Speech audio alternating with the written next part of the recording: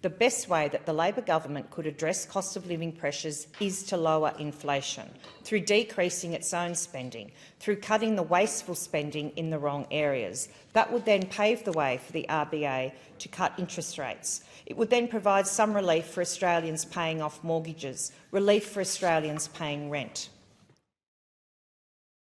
The question is that the motion be agreed to. I call the member for Hughes. Thank you, Deputy Speaker. I rise to speak against this motion that relates to economic management, or should I say the economic mismanagement that's been demonstrated in the last budget brought down by the Albanese Labor government. And this is again demonstrated that this is not a government that is interested in governing for all Australians. The motion here talks about easing cost of living pressures, building more homes for Australians and investing in a future made in Australia. Well, Deputy Speaker, if only that was the case.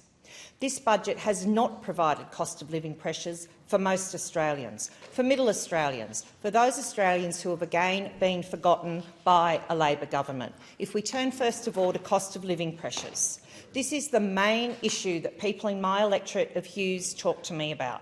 Over the past 2 years, we have seen government spending of Whitlamesque proportions, spending largely in the wrong areas, government mismanagement and waste. That government spending, Deputy Speaker, has led directly to the cost of living pressures, and that it is for this reason. The RBA has set its inflation target rates at 2 to 3% for the government. 3 successive budgets in a row, the government has failed on each occasion to bring its own fiscal policy into line to bring that inflation rate down. And that is the reason, Deputy Speaker, we have seen 12 interest rate increases over the life of this government. That is the reason that the average Australian household is now paying $24,000 a year more in mortgage repayments than 2 years ago. That is the reason that property investors have had to lift rents, and that is the reason that rents have increased in this country on average by 9.1% over the past 2 years, and that's according to CoreLogic. Deputy Speaker, with housing the largest individual item of expenditure for Australian budgets, this demonstrates the government's failure on cost of living. In fact, Labor's spending has further fuelled inflation. The best way that the Labor government could address cost of living pressures is to lower inflation, through decreasing its own spending, through cutting the wasteful spending in the wrong areas. That would then pave the way for the RBA to cut interest rates. It would then provide some relief for Australians paying off mortgages, relief for Australians paying rent. When we talk about the government building more homes, well, Deputy Speaker, the government talks a big talk on this. We've had the headlines of $10 billion into housing, 1.2 million homes to be built over the next 5 years. Yet we have a housing affordability crisis in this country. It has been there for a number of years, but it has got progressively worse under this government. And under this government, there has not been a single home built in 2 years, despite all of the headlines. The government has failed to address the critical lack of supply. The government has also fuelled demand for housing by its rampant migration policy. We have the highest rate of migration in Australia now since the 1950s, almost 1 million new immigrants over 2 years. Deputy Speaker, for every 4 immigrants coming into this country, we are only building 1 dwelling.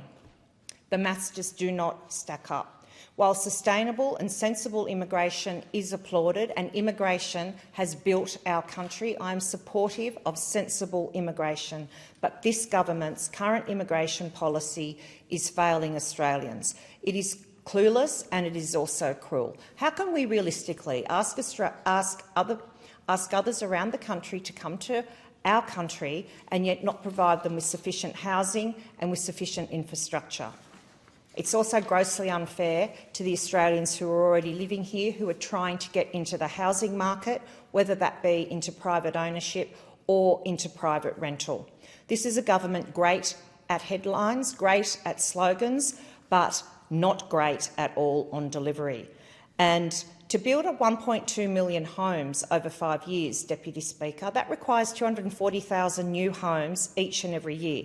Labor's own Supply and Affordability Council has said there is no chance Labor will reach its housing targets. So Labor's own people say it can't reach its housing targets.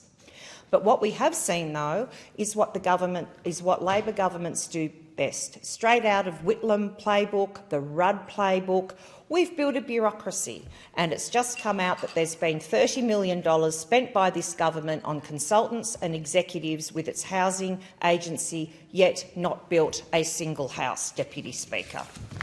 The question is that the motion be agreed to. I call the member for Bennelong.